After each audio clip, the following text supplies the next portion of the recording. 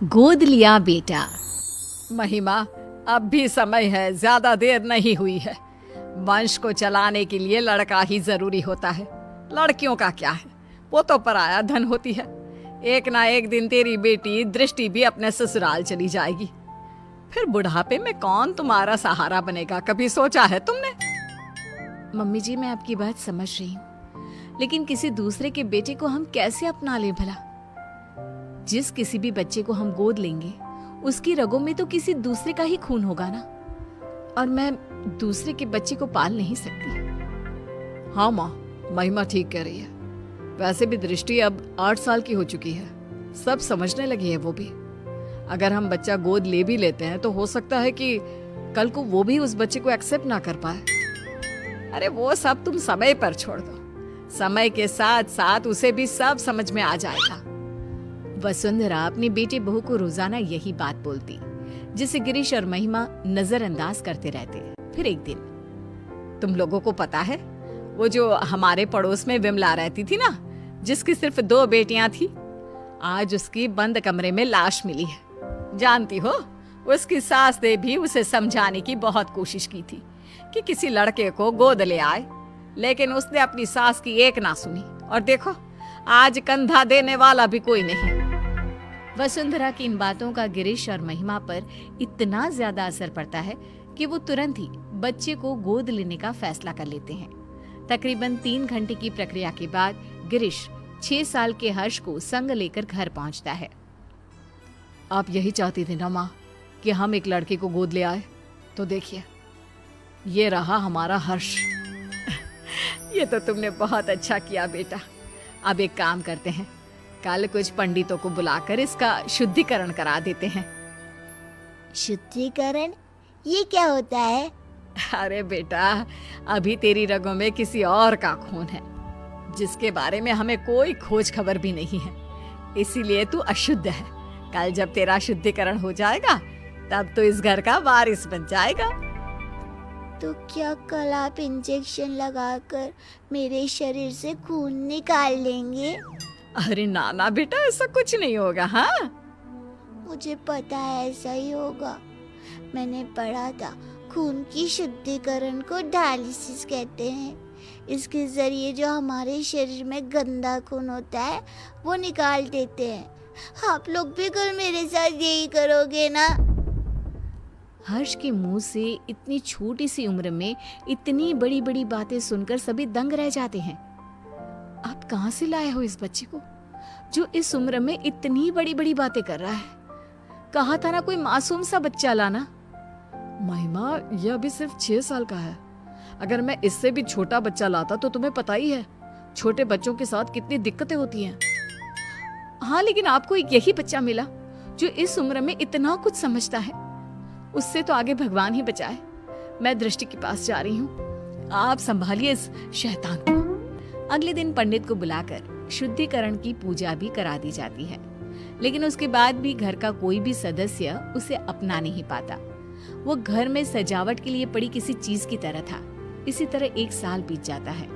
समय के साथ साथ हर्ष को भी अपनी और सौतेले में फर्क समझ आ जाता है। अब दृष्टि 9 की और हर्ष 7 साल का हो चुका होता है। दृष्टि बेटा, मैंने तुम्हारे लिए एक साइकिल खरीदी है। अब तुम्हें स्कूल बस से जाने की कोई जरूरत नहीं है। थैंक यू पापा। पापा, मेरे लिए भी आप एक साइकिल खरीद लीजिए। स्कूल बहुत दूर है, मैं आने जाने में थक जाता हूँ। अगर स्कूल इतना ही दूर है तो कल से जाने की कोई जरूरत नहीं है, घर पर बैठ जा। मेरे पास इतने पैसे नहीं कि अब तुझे भी साइकिल खरीद कर दे सकूं। हर्ष मुंह लटकाकर वहां से चला जाता है। तुम लोग क्यों उसे अपना नहीं पा रहे हो? आखिर कब तक ऐसे ही उसके साथ सौतेलापन का व्यवहार करते रहोगे? दृष्टि की तरह अब वो भी तुम लोगों का बेटा है। बुढ़ापे में वही तुम्हारा सहारा बनेगा। माँ प्लीज, आपके कारण ही हम इस लावारिस को उठाकर घर लाए हैं। इससे आगे हम और कुछ नहीं कर सकते। ऐसे तो तुम उसकी जिंदगी बर्बाद कर रहे हो बेटा। अगर आपको ऐसा ही लगता है तो छोड़ आइए इसे वहीं जहां से ये आया था। तुम्हारे अंदर की इंसानियत कहाँ मर गई? जब से आया है तब से लेकर आज तक तुमने उसे कभी एक बाप का प्यार नहीं दिया। जरा सा भी तरस नहीं आता तुम्हें उस पर। माँ प्लीज, ये सब बातें आप मुझसे ना ही करो तो बेहतर होगा। 2 दिन बाद आज हर्ष बहुत खुश होता है और उछलते हुए अपनी माँ के पास आता है। माँ, माँ मेरा रिजल्ट आ गया। देखिए मैंने अपनी पूरी क्लास में टॉप किया है। तुम मुझे क्यों माँ बुला रहा है? मैं तेरी माँ नहीं हूँ, समझा? अरे क्यों डांट रही है बच्चे को? माँ ही तो है तो उसकी। सगी माँ नहीं हूँ मैं इसकी, जो ये इस तरह बार बार मुझे माँ माँ बुलाता रहता है। ये सगी माँ कौन होती है? क्या माँ भी कभी सगी और पराई होती है? लो, फिर शुरू हो गया। माँ जी, आपने ना इसे बहुत सर पर चढ़ा रखा है। अब आप ही संभालिए इसे। दृष्टि स्कूल से आती ही होगी, मुझे उसके लिए खाना भी बनाना है। इतना कहकर महिमा वहां से चली जाती है। दादी, कोई मुझे प्यार क्यों नहीं करता?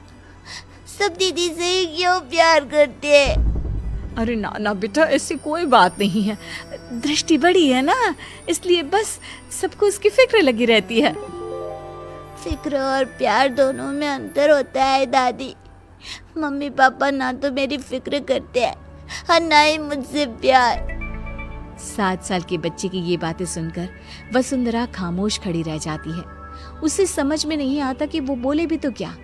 इतने में ही वहां दृष्टि भी आ जाती है।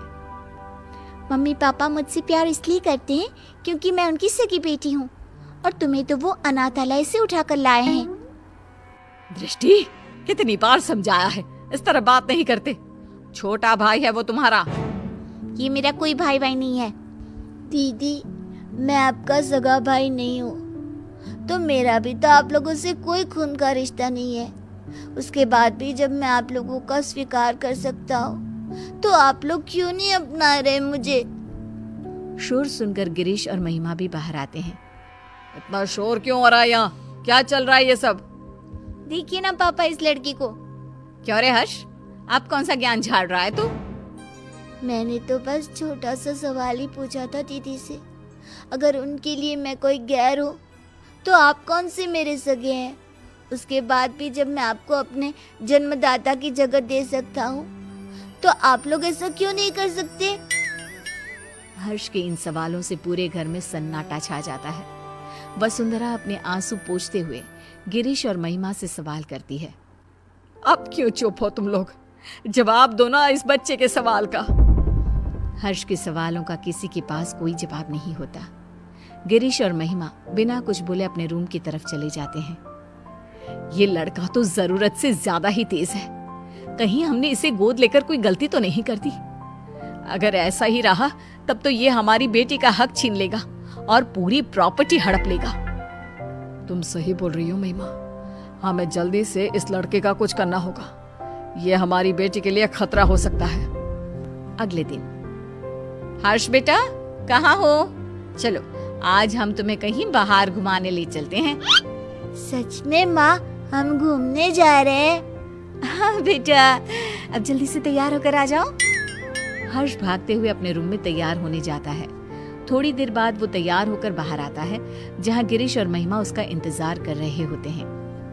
मम्मी पापा, हम कहाँ जा रहे हैं? आज हम तुम्हें मेला दिखाने के लिए लेकर जा रहे हैं। कल तुम्हारे सवालों ने हमारी आंखें खोल दी, इसलिए अब हम तुम्हें अपने सगे बेटे जितना ही प्यार देंगे। हर्ष ये सब सुनकर बेहद खुश हो जाता है। उसे लगने लगता है कि अब उसके बुरे दिन जा चुके हैं, लेकिन उसे कहाँ पता था कि उसकी किस्मत में आखिर आगे क्या लिखा है। वे सब मेले में पहुंच जाते हैं। हर्ष बेटा, झूला झूलोगे? हाँ मम्मा, मुझे झूला झूलना बहुत पसंद है। ठीक है, तुम जाकर झूला झूल लो, हम लोग तुम्हारा यहीं इंतजार करते हैं। हर्ष चला जाता है। यही अच्छा समय है, अब हम घर चलते हैं, इसका काम तो हो गया। सही कहा तुमने। मेला घर से इतना दूर है कि ये वापस लौटकर कभी नहीं आ पाएगा। गिरीश और महिमा वहां से चले जाते हैं। हर्ष जब वापस लौटता है तो उसे वहां कोई नजर नहीं आता। वो पागलों की तरह अपने परिवार वालों को ढूंढता है। कुछ घंटे ढूंढने के बाद जब उसे कोई नहीं मिलता तो उसे सब समझ आ जाता है। अब वो करता भी तो क्या? न घर का पता मालूम था, ना ही कोई फोन नंबर। थक हार कर वहां कोई नजर नहीं आता। वो पागलों की तरह अपने परिवार वालों को ढूंढता है। कुछ घंटे ढूंढने के बाद जब उसे कोई नहीं मिलता तो उसे सब समझ आ जाता है। अब वो करता भी तो क्या। न घर का पता मालूम था, ना ही कोई फोन नंबर। थक हार कर वो वहीं बैठ जाता है। तुम दोनों तो हर्ष को मेले पर लेकर गए थे ना, इतनी जल्दी वापस आ गए? और हर्ष कहाँ है, कहीं नजर नहीं आ रहा? माँ, वो अपने पुराने दोस्तों से मिलने की बहुत जिद कर रहा था, तो हम उसे अनाथ आश्रम छोड़कर आ गए हैं। कुछ दिन के बाद आ जाएगा, आप परेशान ना हो। वसुंधरा को दाल में कुछ गड़बड़ लगती है, लेकिन वो कुछ नहीं कहती और सीधे अपने रूम में चली जाती है। महिमा, माँ को इसके बारे में कुछ पता नहीं चलना चाहिए। महिमा सिर हिलाकर हाँ कहती है। एक हफ्ता बीत जाने के बाद भी जब हर्ष वापस नहीं आता, तब वसुंधरा अपना फोन उठाकर हर्ष के दोस्तों को फोन करती है, जिससे उसे पता चलता है कि हर्ष तो कभी अनाथ आश्रम गया ही नहीं था। गुस्से से आग बबूला होकर वसुंधरा गिरीश और महिमा के कमरे में जाती है। हर्ष तो अनाथ आश्रम गया ही नहीं, फिर तुम लोगों ने मुझसे झूठ क्यों बोला? कहाँ है मेरा पोता, बताओ मुझे। माँ जी, वो आपका पोता नहीं है। मुझे सिखाने की जरूरत नहीं है, जितना पूछा है सिर्फ उतना ही जवाब दो। माँ, वो हम लोग हर्ष को उस दिन मेले में ही छोड़कर आ गए थे, हमें नहीं पता कि अभी वो कहाँ है। क्या? उस छोटे से बच्चे को तुम मेले में ही छोड़कर आ गए, ये जानते हुए भी कि वो अभी सिर्फ 7 साल का है? बेचारे किस हाल में होगा वो मासूम।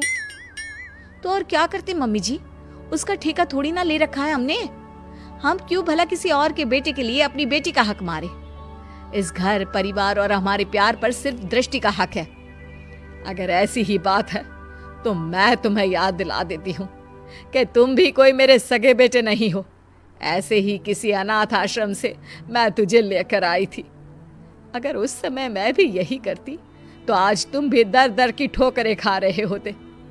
मैं नहीं जानती थी कि तुम दोनों की सोच इतनी छोटी भी हो सकती है। वसुंधरा की बातों से दोनों का सिर शर्म से नीचे झुक जाता है। उन्हें अपनी गलती का एहसास तो हो चुका होता है, लेकिन अब शायद बहुत देर हो चुकी होती है। दोनों हर्ष को ढूंढते हुए उसी मेले की तरफ पहुंच जाते हैं, लेकिन वहां उन्हें सिवाय सन्नाटे के कुछ नजर नहीं आता। अगले दिन गिरीश और महिमा फिर से उसी मेले में हर्ष को ढूंढने जाते हैं। क्या हुआ साहब, किसी को ढूंढ रहे हो क्या? कुछ दिन पहले हमारे साथ एक बच्चा आया था ना, जिसने झूला भी झूला था।